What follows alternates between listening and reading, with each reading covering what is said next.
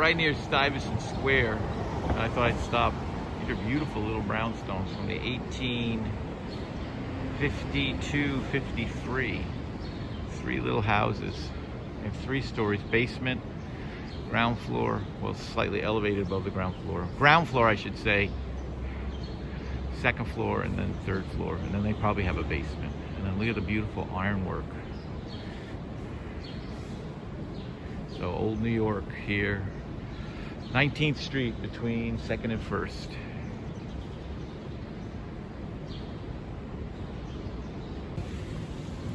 So we're in the very middle of this famous project, Town, they say, Stuyvesant Town, established 1947, post-war.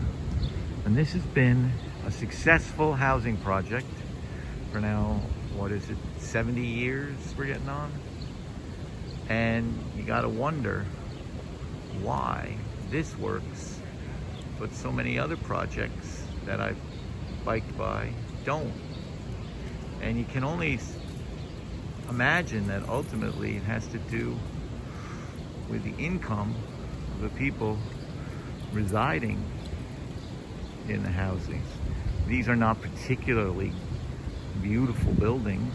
They don't have a lot of light, the apartments.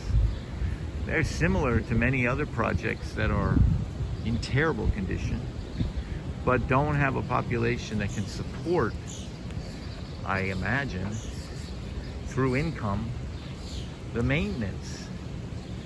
And what happens in so many projects, I guess, in New York, where the income can't support, the city steps in. But of course, over the years, the city and the state and the federal government have year after year after year starved housing projects and housing, instead putting their money into law enforcement. And that's one of the big issues that we have right now, which is, where should the public's tax money go? Into housing, into schools, or into enforcing laws that people have a hard time keeping because they don't have enough income and their schools aren't very good. So, Stuyvesant Town, it runs from 14th Street to 23rd Street along 1st Avenue in Manhattan. And it's had its own excuse me, issues in terms of it trying to be privatized. Again, nothing distinguishes these buildings architecturally, but the income of the people in them provides enough money to keep them up beautifully. Look at a tiny little entrance. I mean, there's nothing grand about them. The windows have all been redone recently. And I would also just point out, if we look at these spindly London plane trees, that actually one of those is an oak. The middle one was an oak. That it looks to me like most of the people who live here are not people of low income and not people of color. So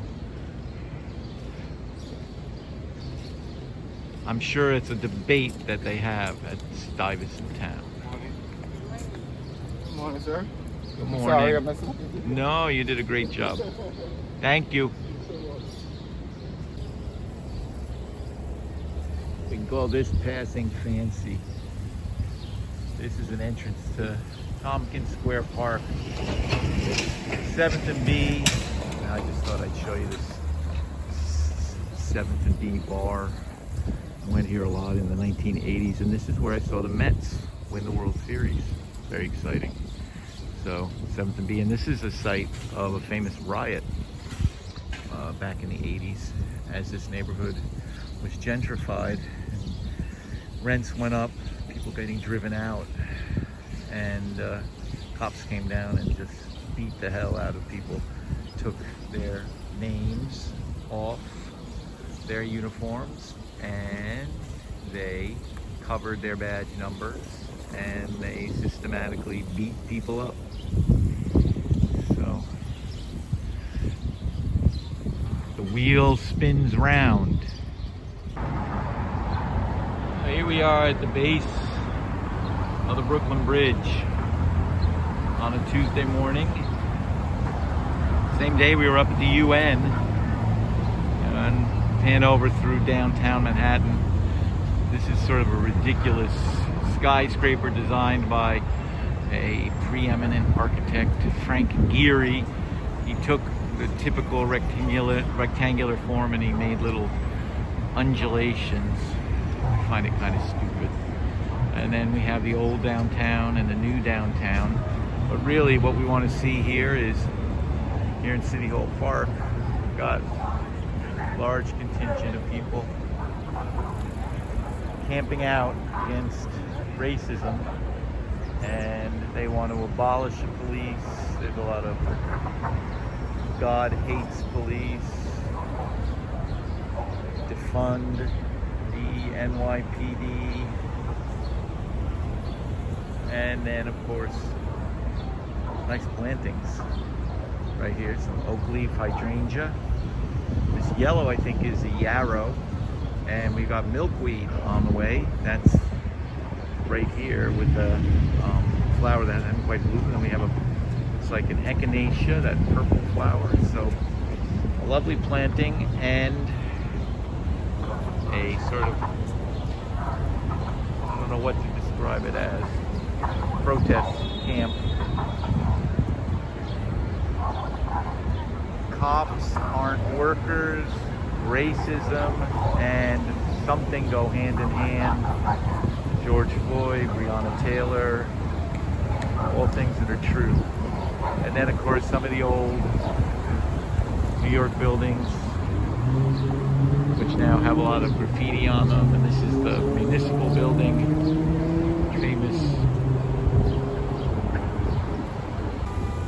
Right behind where all the protesters are, here's the TWEED courthouse, which under Mayor Bloomberg became the offices of the Department of Education. So this is where they decide how many times a year they want to test you and how many kids can be in a class, calendar, sorts of important educational decisions are made in this edifice, which pretty closed up right now. And I would say it's a limestone, but maybe there's some marble at the base, but it looks pretty limestone-y to me. We can go over and take a quick look at the rock. Right here, this is another city building with a beautiful limestone. And again, here's why we love limestone, because you can carve it so easily into these lovely shapes. Look at this, columns. All the detailing of this building is done in limestone, except around the doors where we see a lot of granite, and of course our granite apron. We love a good granite apron. So here's Tweed a little closer, and it looked kind of marbly here. And then they get, look at this, Tweed Courthouse restoration 91 to 2001, and Giuliani has to get his name stuck on it. There's a story with Giuliani in this part of town. Of course, he was the mayor, I think 2 terms, and famously during 9/11. And you got to give him some credit there. Although I always think, what could you know? You'd be a fool to mess that up. But really, a terrible guy. And that park where the protesters are now was the site of a famous rally of policemen who marched over the Brooklyn Bridge carrying an effigy of the then mayor, African-American David Dinkins, as if he'd been lynched.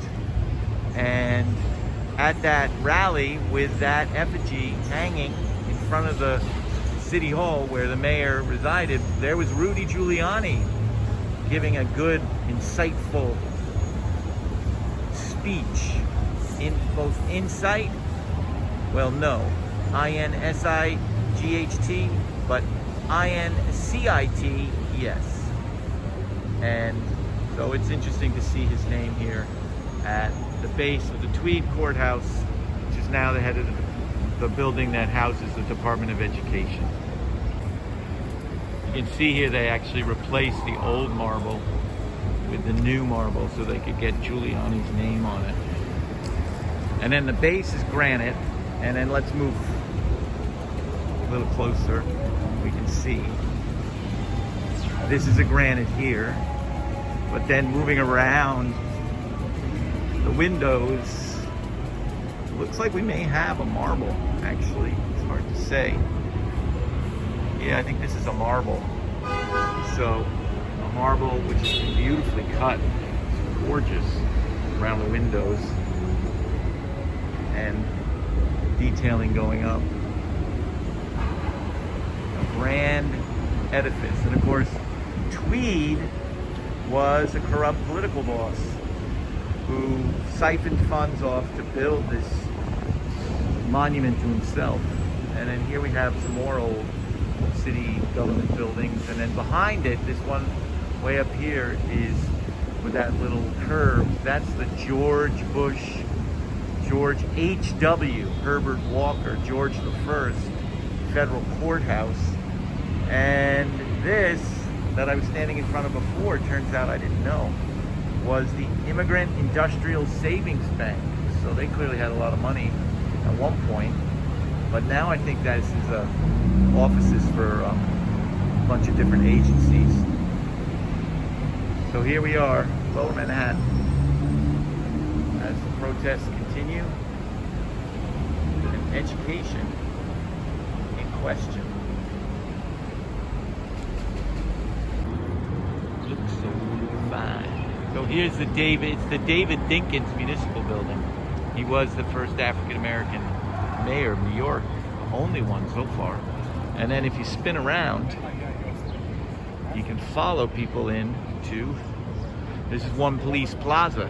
And this is where New York City's police department lives. Its central offices. And this is what some people think represents a budget that's just a little bit too big. Here's another courthouse.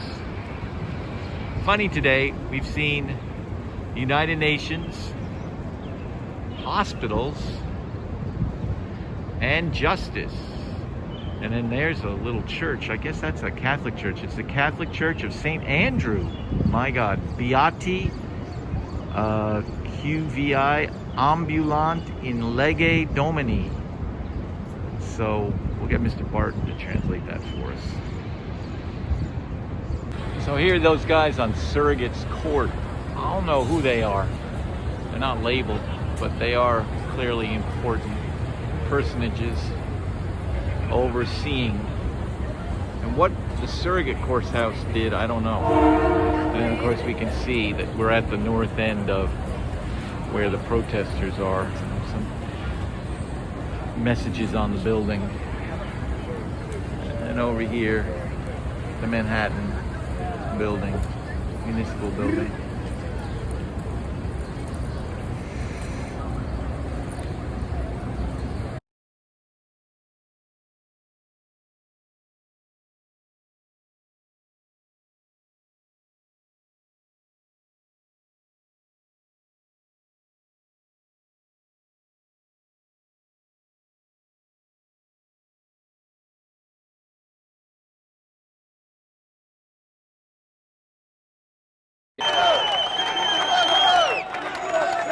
They marched around City Hall Park in a peaceful and orderly fashion. But then, minutes later, thousands of cops stormed through the barricades and ran on top of cars as they charged the stairs of City Hall. Their message rang loud and clear.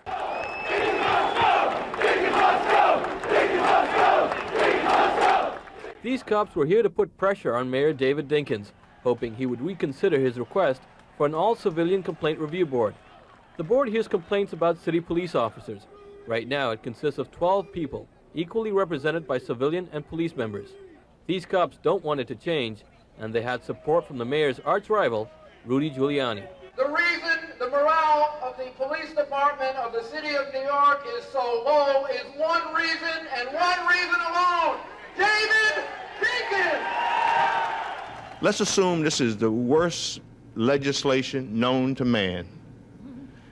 It is still no excuse for the behavior that at least the reports I've gotten of how they behaved out there today. And I say that Phil Caruso and the leadership of the PBA is responsible, and for Rudy Giuliani to urge them on, as it were, it demonstrates an irresponsibility on his behalf. The rally was organized by the Cops Union, the Patrolmen's Benevolent Association, and they brought all their big weapons to protest the CCRB changes, including Officer Michael O'Keefe, who was recently cleared by a grand jury investigation after he shot and killed a convicted drug dealer in Washington Heights last summer. Just whether this protest will have an impact on the CCRB won't be known for at least a few months. The future of the Civilian Complaint Review Board lies in the hands of the City Council Committee on Public Safety. They'll begin hearings on Thursday when they listen to public officials. Then in October, they'll listen to the public. After that, they'll decide whether to make any changes to the Civilian Complaint Review Board.